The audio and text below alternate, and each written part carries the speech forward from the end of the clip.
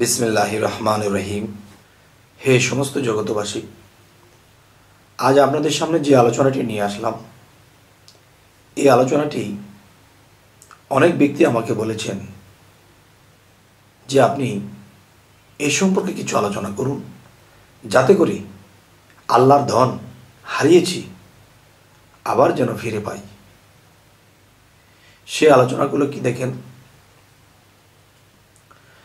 একটা মানুষ যখন আল্লাহর অনেক ইবাদত করে, অনেক সাধনা করে, আল্লাহর জন্য অনেক কিছু ত্যাগ দেয়, দেওয়ার পরে সে মানুষটা যখন আল্লাহর কাজ নিয়মিত সাধনা নিয়মিত আমল করতে থাকে, তখন দেখা যায় আল্লাহর তরফ হইতে সে অনেক কিছু দেখতে পায়, অনেক কিছু পায়, এবং পাইতে পাইতে এমন একটা পর্যায়ে চলে যায়, তখন দেখা যায় যে সেই মানুষটি অনেক সময় একজন মানুষকে একটা কথা বলে দিয়েছে, এটা ফলে গেছে। সে চিন্তা করলো, সেদিন আমি এই কথাটা বলেছি, সে তো বলেছে তার কাজটা হওয়ার মতন নয়, কিন্তু হয়ে গেছে। আচ্ছা, এরপরে এরকম অনেক পরীক্ষিত হয়েছে এবং মনে একটা আনন্দ আছে যে আল্লাহর তরফ থেকে আমি স্বপ্নে বা সাধনার মাধ্যমে আমলের মাধ্যমে আমি নূরে তাজাল্লি পেয়েছি, আমি রাসূলকে দেখেছি, আমি বিভিন্ন কিছু মক্কা মদিনায় আমি গিয়েছি, গিয়ে কত কিছু দেখেছি, এরকম কিছু অনেক কিছু দেখেছে। আচ্ছা, তো লোকটা মানুষের সাথে যখন কথা বলে, তখন মানুষ তো আর তার খবর জানে না যে সেতে কতগুলো জায়গা সে এগিয়ে আছে। তখন এই ব্যক্তিটি দেখা যায় কাউকে এই পরিচয়গুলো বলে ফেলে। কিরকম? একটু কাছাকাছি হয়েছে বা একটু মহব্বত হয়েছে, এখন মহব্বত আছে লোকটার সাথে, আরেকদিন মহব্বত নাও থাকতে পারে, কিন্তু মহব্বতে কিছু কথা বলে ফেলে, দেখো আমি এতদিন ধরে সাধন করি, আমি আমল করি, আমি আল্লাহর তরফ থেকে এই জিনিসগুলো দেখেছি, এই জিনিসগুলো পেয়েছি। তখন কি হয়? তখনও আল্লাহ ধৈর্য ধারণ করে, আল্লাহ কিছু বলে না। তো এরকম করতে করতে সে ভালো সাধনা করে, ভালো অগ্রসর হইতেছে, কিন্তু তার ভিতরে কি জানি একটা ভিতরে কিলিবিলি করে, যে মনে হয় কারোর সাথে কিছু বললে ভালো লাগবে। তখন যে কোনো একটা মানুষ, যে কোনো একটা সঙ্গী সাথী বা কোনো ব্যক্তিকে কথা বলতে বলতে খুব আপন হয়ে গেছে, ঘনিষ্ঠ হয়ে গেছে, তখন তার সাথে কথাগুলো বলতে শুরু করে, ভাই আমি এতদিন ধরে এই সাধনা করে এই আমলগুলো করেছি, আমি এই জিনিসগুলো পেয়েছি, আমি এই জিনিসগুলো দেখেছি। জিনিসগুলো তো আল্লাহর কাজ করেছে, আল্লাহ দিয়েছে। যেমন দেখেন, যে একটা কথা আছে যে তুমি যদি কাউকে দিয়ে কাজ করাও, তাহলে তার শরীরের ঘাম শুকানোর আগে তার রোজটা আগে দিয়ে দাও। আল্লাহ রাসূল আর আল্লাহ যদি এরকম কথা বলে থাকে, তাহলে আল্লাহর কাজ করলে আল্লাহ কিন্তু নগদ দিয়ে দেয়। আচ্ছা, এখন এরকমভাবে সেই লোকটা চলতেছে, তো দিন যায়, তার ভিতরে একটা আমিত্ব কাজ করে, বা একটু গর্ব কাজ করে, বা একটু বরত্ব কাজ করে, আমি এই জিনিসগুলো পেয়েছি, তার ভিতরে জিনিসগুলো টকবক করতে থাকে। তখন কি হলো, প্রায় লোককেই বলে। তখন যার কাছে বলে, কেউ পূর্ণ বিশ্বাস করেছে, আবার কেউ বিশ্বাস করেনি, হিস বলেছে, বিষ লেগেছে। আচ্ছা, এরকম করতে করতে দেখা যায় কেউ কেউ তাকে খুব মূল্যায়ন করে, যে লোকটা এত কামাই করেছে, এত আল্লাহর কাজ করেছে। কেউ কেউ তাকে প্রশংসা গায়, আর এই প্রশংসাটা পাইতে তার কাছে ভালো লাগে, তখন আরও 2 লাইন, আরও 2টা লাইন বাড়ায়া বলে। তো এরকম করতে করতে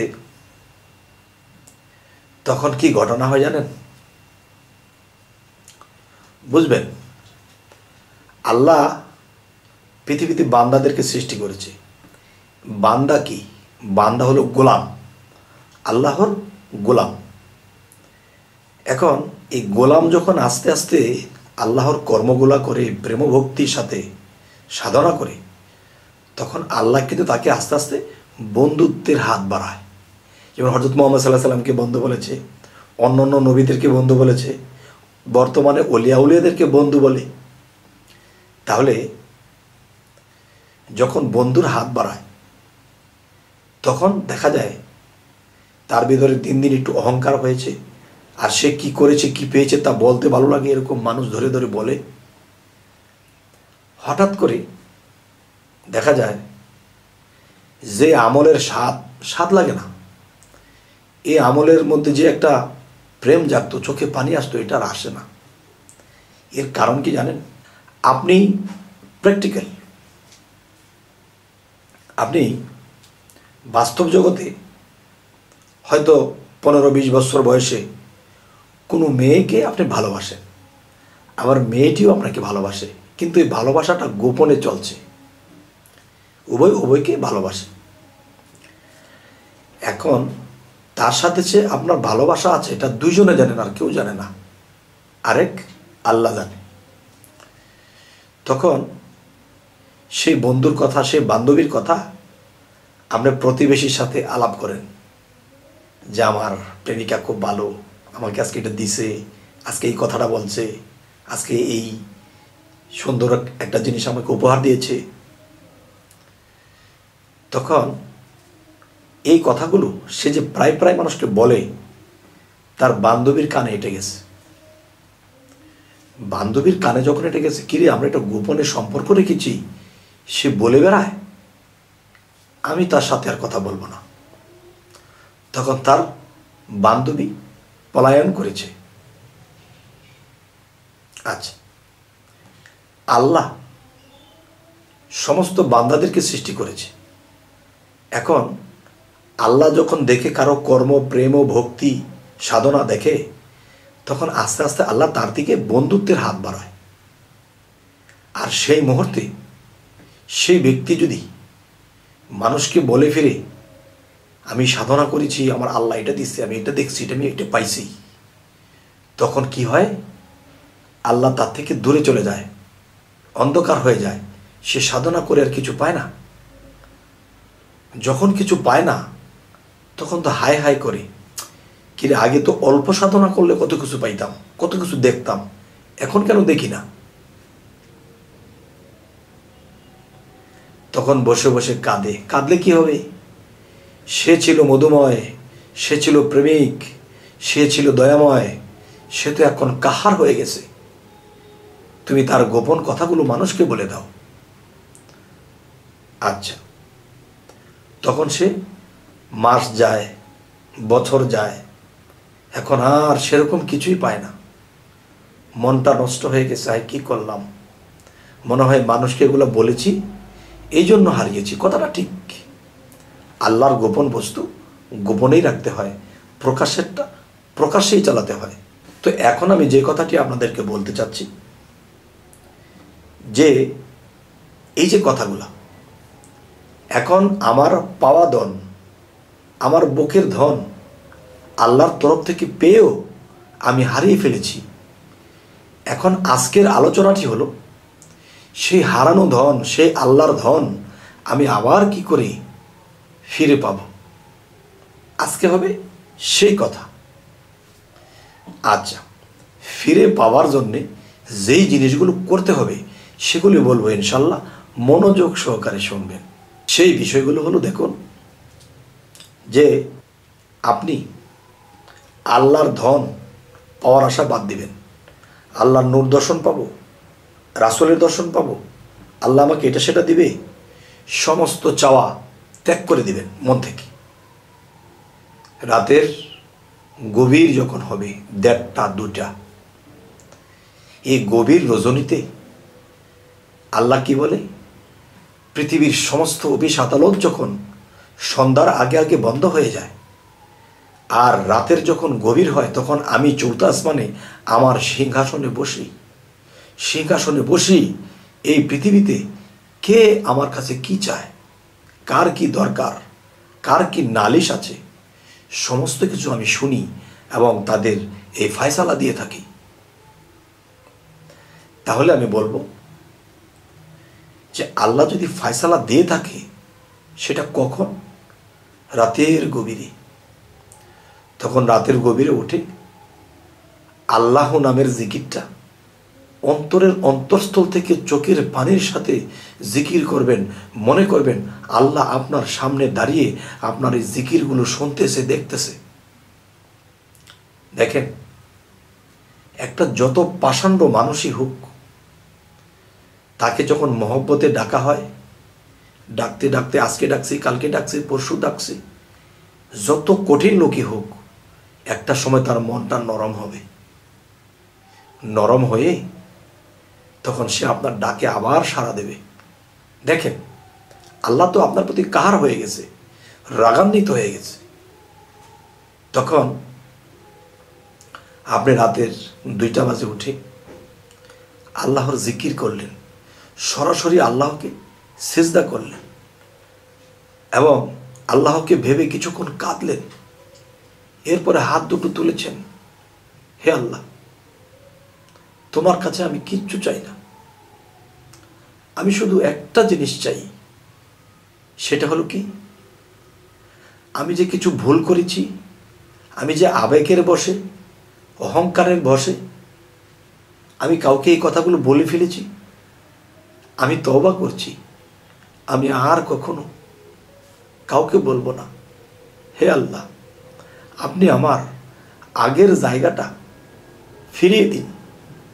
আমার খুব কষ্ট হচ্ছে, অনেক কষ্টের ধন, অনেক ত্যাগ করে, অনেক কিছু করে পেয়েছিলাম, আজ আমি হারিয়ে ফেলেছি, আপনি রাগান্বিত হয়ে গেছেন।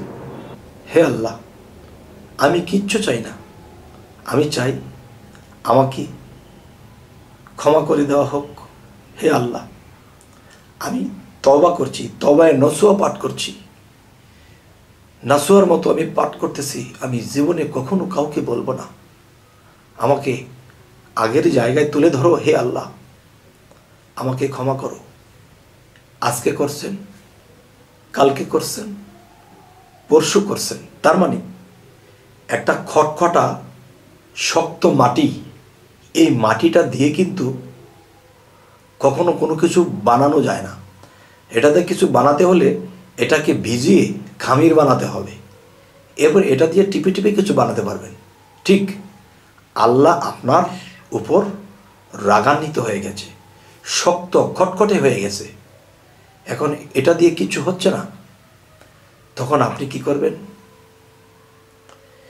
যে সেই মোনাজাতের আগে ইয়া রহমানু, ইয়া রহমানু, ইয়া রহমানু, রহমানুর নাম যখন আপনি ডাকতে থাকবেন, তখন চোখের পানি যখন পড়তে থাকবে, সেই রহমানুর নামের সাথে আর এই চোখের পানির সাথে তখন কি হবে?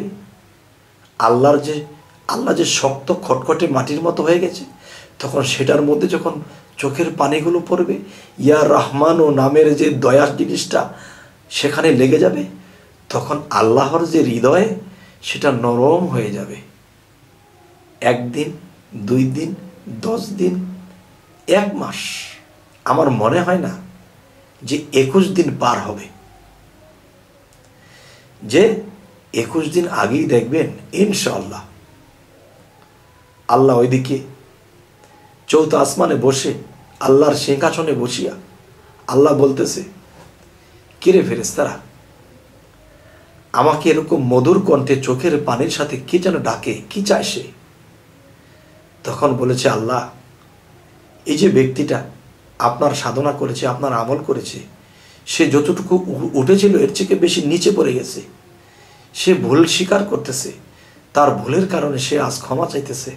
হে আল্লাহ, আপনি তাকে ক্ষমা করে দিন, তাকে আগের জায়গাতে তুলে নিন, সে আর কখনোই ভুল করবে না।